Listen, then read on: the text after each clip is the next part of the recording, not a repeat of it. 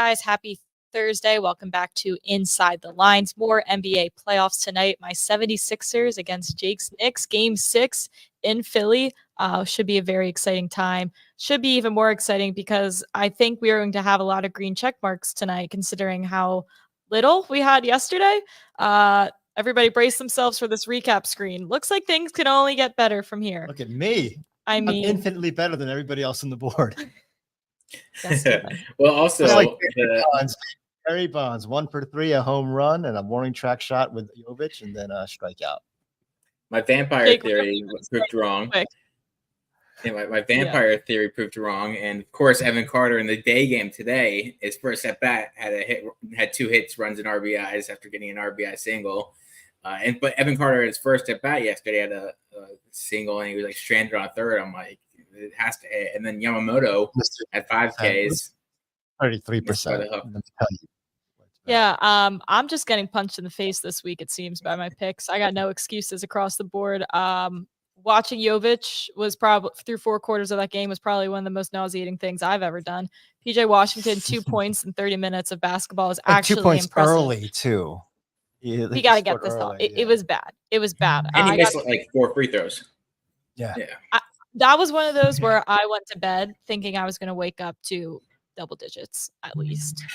That was not the case. I went to bed with 2 points and woke up to 2 points. That's just wrong. Should have accidentally slipped in the Super Bowl recap when you're at 65 units. Yes. No. Super Bowl, that goes down in history for us.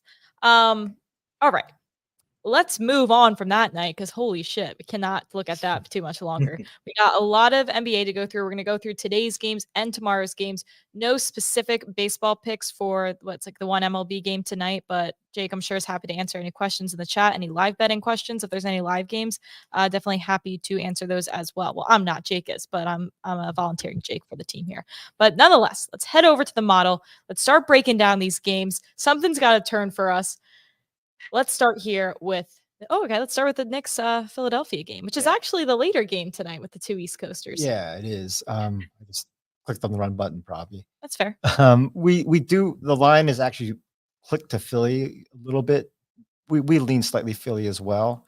The pick that I like in the game is Mitchell Robinson over 6.5 rebounds. I was excited to see this line went from like -115 to -106. Because he's a little injured. Not that I don't think this is going to work, but I think that's why, which maybe could work for you. Yeah, I don't like this. Actually, now that I think about it, that bothers me. But the model has over 7 rebounds. I just love that he's been rebounding at a really high rate, 30 rebounds in 85 minutes in the series. So at that rate, he needs around 19 minutes to go over. Projects to 8.8 rebounds in 25 minutes at that rate. And Achua's had 3 DNPs. So I think there's a good chance that Mitchell Robinson and my next player, maybe the only 2 bench players in the Knicks who actually see meaningful minutes right tonight. For his career, he's actually rebounded very well against Embiid. They haven't played many regular season matchups recently because 1 or 2 of them have been injured, but he averages nearly 8. So he's been all in on defending Embiid. I figure at least half of Embiid's missed 2s will be Mitchell Robinson's rebounds. Mm-hmm. Yeah, I like this. It's just going to be a dogfight, so I feel like everyone should be getting rebounds here. Let's go over to our boy Miles McBride. I'm on his PRA, so not worth me having my own spotlight here to talk about it. Basically all the same reasons. The PRA is just 13.5. I mean, just looking for him to be on the court tonight, which he has been. No, if I would agree. I'm trying to stick true to this, like use the model as I wanted to do it, which is why I didn't do it. That is what we get paid to do. Yeah, because our rebounds, but we do like it because we're projecting like 2.2 rebounds. The line's only like 1.5, but it's juiced heavy on over 1.5 or juice or plus money on under 2.5. So I just didn't include it in this, but I do like it. I like his activity and he's been getting a lot of rebounds. I think there's a good chance that he can score 12 points. That's why I didn't go with the, right. And so he's played 27, 33 minutes. So his minutes have been going up. We're only assuming a 25-minute projection, which again is probably a floor. So last 2 games when he's been increasing his minutes, his plus and minus on the court is better than the team's final margin. His average is up recently, and in that stretch in late March when Tibbs needed him and trusted him more than almost anyone else except for Josh Hart and Jalen Brunson, he averaged over 40 minutes in the 9-1 over. So there is a chance with DiVincenzo not playing that great offensively that McBride might see the time. Yeah, I'm hoping regardless. I am a little scared of that situation, but DiVincenzo hasn't shown much. And also he getting into foul trouble as well. So maybe that helps us out with McBride here. I have one other play in this game, and I saw somebody in the chat alluding to it here. Nicholas Batum over 4.5 rebounds at -115. Been a sneaky play. He's hit this, I think, in every game, maybe the last 4, if not 5. 4. Yeah, last 4. Last 4, okay, but, like, cruising over this, and I still think he's gonna be playing heavy minutes here. Again, slow, sloppy game. I think there's room for some boards here. Mitchell Robinson, not to fade your pick, Steven, but maybe him being a little limited could help everybody else on the boards here. Tired Embiid sometimes just decides not to rebound, for better or for worse, so again, this is just a sneaky play that I don't think anyone's really talking about here. This is something he's certainly capable of. Had 8 and 9 recently, so we're really looking for 5. I don't think it's too much to ask. I like it because we're actually projecting Paul Reed to play a few minutes and get 3 rebounds, but he's barely played the last 3 games.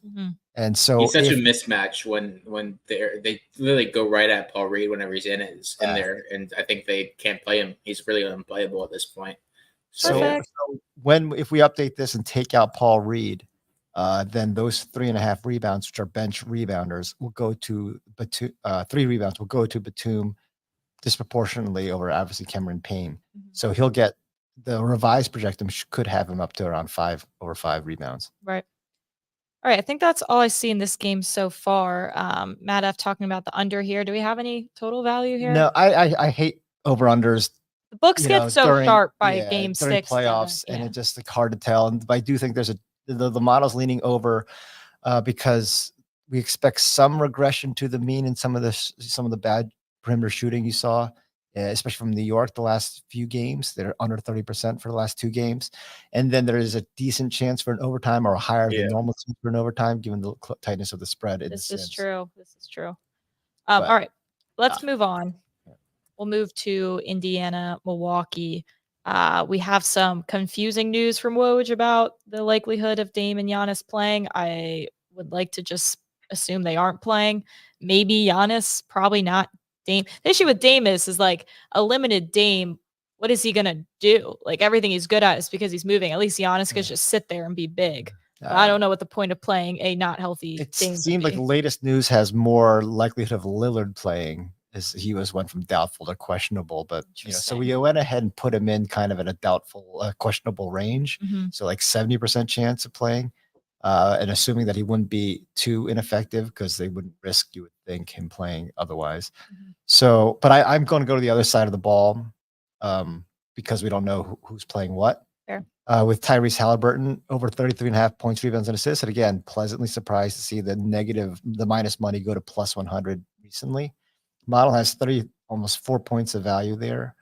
Buy low on his 5-1 unders because I love the fact that last 2 games he's rediscovered his 3-point shot. So not only a solid 9 for 22, but double-digit attempts from 3. So he came under the last 2 games because after the first quarter of last game, that the whole team stopped scoring, so his assists weren't there. And then the game before that, they were winning pretty handily. So he had 32 PRA in 32 minutes. This game, I expect it to be closer. So he's going to play more minutes. Could probably get to 40, and he's while still recapturing his 3-point percentage. And then the team in general averages 5 more at home than on the road. So he should have more assists than the last couple of days. Other point guards who have similar type of high averages. They average, not a huge sample size, but they do average nearly 4 more points, rebounds, and assists over 41 versus Milwaukee. Any thoughts on the team total here for the Pacers? I lost it. Someone was asking about it. I think it was 111. Yeah, and a half. Here it is. So we have a ton of value on that, but again, goes back to I got burned. I was on the over the other day, and I felt good because I had Milwaukee shooting well from 3, driving the over, and then Indiana scoring kind of a normal game, 110. And they scored 30. With Milwaukee team total over. Yeah, it sounds like. Look who knows so much. How'd you listen? See how that looks. Genius. I don't need that. Milwaukee, though, they shut them down after the first quarter. So again, Yeah, maybe I'm just gun shy. Maybe if I was still maybe this is a week ago, I'd be like, oh yeah. me and Indiana Steven team a week total. ago, our egos were out of control. Yeah, all over it. But, Yeah. A ton of questions here, mostly looking at Middleton. Any value across the board, points, rebounds, assists, any of the above? Yeah, I mean, we don't have value on his PRA because we have pretty much the same projection. Certainly him and Portis and everybody's been putting up huge numbers. And then, but Giannis, he's listed. Middleton is listed as questionable or a game time decision or something. So he's not playing nearly 100% either. He came back from an injury. And they need him to play. Obviously, everyone's just like dead and dying in the playoffs right now. I'm going to look at someone who isn't dead and dying. Mr. Brook Lopez over here. 13.5 points is his total. He's either eclipsed this or been just barely under it this entire series. He had 12 points last game, only played 30 minutes because they all started sitting in that fourth quarter. I don't foresee that being the same situation here. I would assume he'll play 38 minutes, especially if Dame and Giannis aren't out. We were looking at numbers with Giannis on the court. He actually does play better, more point production. So not super concerned if Giannis plays. Dame, however, could make this potentially ugly. Real quick. So I was looking at Middleton points plus rebounds, and it's 30.5 on FanDuel at -111, and it's 32.5 at the same price everywhere else, pretty much. So if you like it, FanDuel. Yeah, get your FanDuel apps ready because that's probably gonna go away real quick. But that's 2 points and rebounds of value. You're getting credit every other book. Yeah. At a similar juice? -111. Some books are -105 for 32.5. That's fair. I know we had a question about Siakam. Obviously he's been night and day from dominating the first 2 games to the last 3 where he hasn't been hitting a shot, not shooting ball from 3. So I'm not sure what version of him we're going to see. Yeah, this whole game's a little scary to me. Yeah. For something's telling me Brook Lopez here. Something is. I think 14 points, regardless of what happens, is possible. At 27 in game 4, 14 game 3, 22 game 2. Just had 11, but just barely under this in game 1. So I feel like do or die. He can do this. Okay. I think that is a good cover for that. Let's move on to Friday's games. Okay, look, we aren't doing a show Friday. We're about to start hitting the summer season. Potentially won't be doing Friday shows. However, we will be putting out picks on Twitter, on the Sportsline Twitter, on our own Twitters and stuff like that. And of course, always answering questions. So no need to fear, but we got to take our time while we can before the football season. So the good news is we can usually get through the Friday games with Thursday now for all the NBA playoff games. So that shouldn't be an issue. So we'll go to Cleveland, Orlando here. Orlando 3-point home favorites in this spot.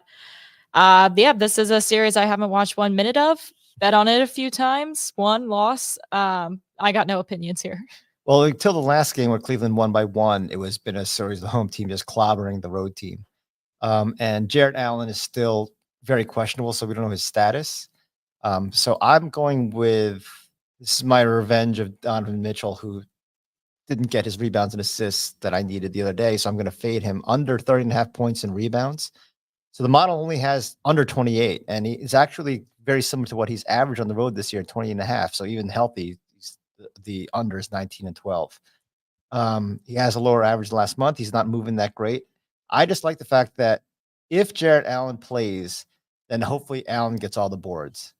If Allen doesn't play, then maybe this is another blowout because Cleveland could easily just say, you know what, let's pack our things and go home literally for game 7 and save it up for that game and not try. So I'm hoping that Mitchell in a blowout situation may not even play the fourth quarter if they're way behind. Yeah. I just don't think I can touch him again after what went down, but you're basically fading him. So yeah. Me and Steven are, huge under guys now these past 48 hours. That's actually the only thing that's gone well for me this week. I think that is one of 2 bets I have cashed. We are the cooler. I just bought a cooler for the office, but it's mini bar loading. We got our very new equipment. I didn't realize it was so small. Oh, that was really small. It's really small. It looks like a Bluetooth speaker. I think I have a speaker bigger than that. That's funny. Middleton was just taken off the board on some of these points plus rebounds. So there's something's going up with that. Brook Lopez. Right? I mean, yeah. Yeah. Yeah, okay. All right. Let's go. Big night coming. All right. I did go ahead and advance the Saturday games as well. That we know of. There might be so we got the Clippers Dallas game. No value on the line. The model likes the over because it just it's still relying heavily on season long pace. Where this line, if this is a regular season game, probably would be priced at like 222, but playoff games come in much lower. I'm going to go with Luka over 32.5 points. I love the fact that 32.5 is under his season average. He's 22-14 at home over this number. I think there's buy low value because he's in the injuries. He came under 32.5 in 3 straight games before breaking out the last game. And, he came barely under. I just think that in a situation where they want to win, they don't want to go to game 7. Mm-hmm. They don't want to give OKC even more rest, even though OKC probably doesn't need the rest given how young they are. And so his bum knee hurts his rebounding and defense numbers, or his ability to play defense. And he doesn't play much defense anyway, but it doesn't hurt his ability to shoot fadeaway 3-pointers. And he's going to get a ton of shots. And I see this 12 for 28 with 4 threes and enough 7, 8 or 9 free throws to get the over.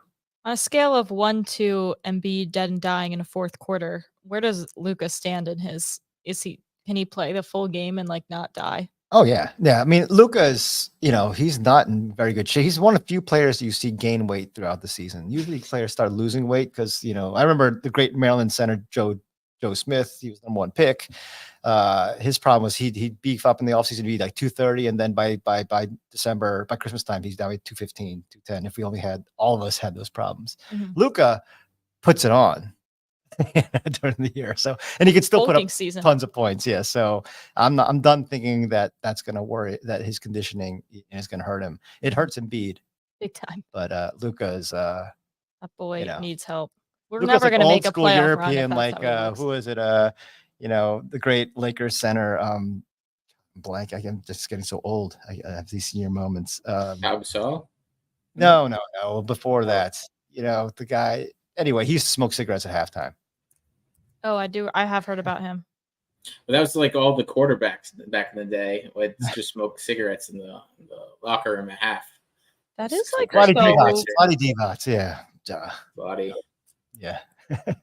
Anyway, this is look, my Koreans a generation above me all smoked, and so and most of them in America were doctors like my father. So and there's no more smoke dense room than the doctor's lounge at a standard hospital because all Korean men smoking cigarettes. It wasn't like ER with George Clooney running around. It was guys like my father smoking cigarettes for 30 years. Anyway, Minnesota, Denver. This is an interesting one. And I know Mackenzie's going to go all in on explaining this on Sportsline show tonight. But Denver, we actually love Minnesota to upset Denver. 58% chance for those asking at home. Which is like 24 percentage points of value, just a massive one.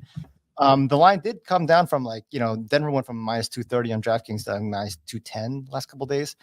But it's because the nature of the model, which weighs recent games and recent playoff games very highly. And we all know Denver won on 4-1 versus the Lakers, but they were actually behind most of the series. And what we didn't like from Denver is their 2-point percent allowed was extremely high, in that series. So that created this situation but they shut down the Lakers from 3, under 30% overall. Which feels kind of irrelevant. Whereas, so Minnesota, on the other hand, is a very good 2-point shooting team and not nearly as dependent on 3. So in the model, Minnesota's ability to shoot 2s against Denver and take advantage of of Denver in the paint, is and Minnesota averages more points on the road, turns it over less, shoots better from 3 on the road. That is resulting in this weird situation where it's almost a 50-50 matchup at Denver. And then Minnesota has home court when it is better when they're at home court. But with that said, they're also awesome on the road, right? Minnesota. Yeah, they've been they just beat the crap out of Phoenix, and they're 28-15, including the playoffs. So yes, they're 24-17, most importantly against the spread, which is awesome on the road if you're nearly 60% against the spread. And then, so I'm going to go with Anthony Edwards because I like him and I need him to do this. I also like this minus 105 on DraftKings is important because it's minus 125 on like Fanatics. So it's like minus 120. Fanatics, how could they? They never do us like that. Yeah. So the model has, and so minus 105 is nearly even money. We have over 2.5. He averages over 2.5 on the road. The over is over 50% on the road this season. He's hot. Just hit 7 in game 4 versus Phoenix. I think I just want this to happen. And I know I went through a period where I said not going to make any 3-point overs, especially over 2.5. But given how the picks have been going recently, I figure this is when the Seinfeld, George Costanza, if every decision I have made, is wrong, then the opposite must be right. Mm-hmm. So this is my theory here. Yeah. I like it. I haven't gotten to my Saturday plays yet, I will say. But maybe on Twitter if I don't go. Because I used to think it was all about changing my routine, sticking to routines that work and changing the ones that weren't. Yeah. But apparently that doesn't mean shit. Because I have been trying every permutation of behavior, clothing, this, that, do this before 7, do that, enter my picks here later first, highlight my rows here, do it. Everything that's worked in the past to stop bad streaks has not been working. So I'm just going to go with what I want. Unfortunately, I could have told you that a few months ago, but I looked at the Japan's question here. I looked at all his points, rebounds, and assist lines, and I didn't see any specific value because I really wanted to go with his points, rebounds, and assists, but I did not see any value on the board. All right, we're gonna do a little sidetrack here, mostly because I want to get my reps in before I go to war with EK on Sportsline tonight. But I'll pull up the NBA recap really quick for those looking for those props. So I wanted to mention quickly, and this is mostly credit to Jake here, talking about our best values for offensive rookie of the year, defensive rookie of the year in the NFL.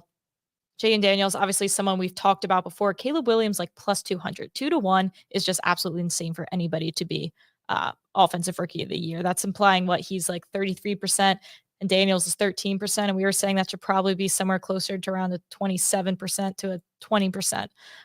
They are not that far off. We talk about trends of the past. You think about Kyler Murray, who had Kingsbury as his coach. And then you have Daniels, who has him as his offensive coordinator. And then Jake also mentioned how RG3, very, very similar situation here. On top of that, being a better thrower, but Heisman winner, second round to Washington. He's a better thrower than RG3. And basically has everything else set up for him there. So that could be a pretty solid situation. But when you look at the Vegas perspective, Steven, if you don't talk about that, you have Caleb who can only go down from here, which we've talked about before with Heisman winners and, the steam and stuff like that. Caleb seems like things can only go against him at this point. But Jaden Daniels, who has, objectively, I guess, worse conditions that he has, he's only expected to win 7 games. So if he goes 8-9, he looks like a rock star versus if Caleb Williams goes 9-8, which he should be. It's just he's doing what was expected. Jaden Daniels has a lot more upside here than Caleb Williams. Yeah, so like CJ Stroud, as good as he was statistically, led the league in like passing yards per game and had an awesome TD to interception ratio. It also helped that the expectations of the team were 6.5 wins or even 5.5 earlier in the summer. So when he cruised through that makes him look great. Chicago's line is 8.5, and I wouldn't be surprised if it's juiced over at this point. Rick Spielman on his show had it at 10 wins.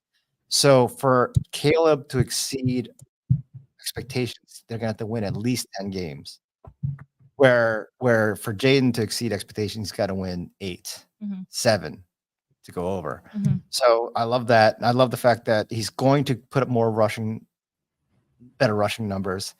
And so I would take Caleb if it was an even matchup. Right. And then 2-1 odds is ridiculous. It's really where it's at. Like, why would you ever bet 2-1 before the season on someone to win 2-1 on a future? Yeah, that's supposed to happen a year from now. Like, does not check Plus, out. apparently, he has a $10,000 bet with Malik Neighbors about which one of the two of them are going to win. Adds a little family competition. So that shows that he's motivated to do it. Yeah, Neighbors getting screwed right there. Yeah, really. I did, when you brought up that guy, I am surprised by how similar it is with Robert Griffin III. Heisman Trophy, number 2 pick, super fast dude going to Washington. Yeah, it's wild. Let's talk about Andrew Luck equals Caleb Williams, and RG3 equals Jaden Daniels. Very similar situation, this year to that. Let's move on really quick before we get out of here to defensive rookie of the year. We're looking at Latu here at plus 700. He's actually the second shortest odds behind Dallas Turner. And we kind of think it should be flipped, if not at least even. Jake found a great stat of the straight past 7 winners of this award have been part of a defense that ranks 27th or worse in points allowed.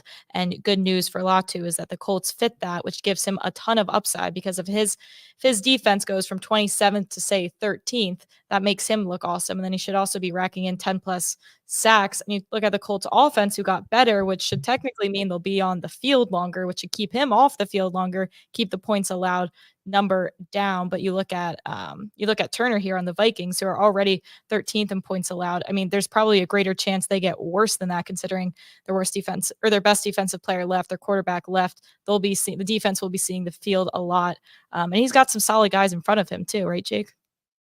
Yeah, I mean, he has Jonathan Grenard, he has Van Ginkel, and he also. There's a reason why he fell a little because people like comparing him to Will Anderson, but his production wasn't right there with Will Anderson at Alabama. So it's going to be hard for him to see the field because they went out and got these 2 edge guys. And then if you look at Latu, he has Ibukum in front of him who had 9.5 sacks last year, solid. But I think it's more of a scheme thing with Gus Bradley's defense where they really rack up sacks. And he had Kwity Paye, the Michigan player, in front of him. So I think Latu should get plenty of play. Yeah, and it's like and you said, Jake, that the only rookie who won that award, whose team didn't improve significantly on points allowed, was Joey Bosa, but he had 10.5 sacks.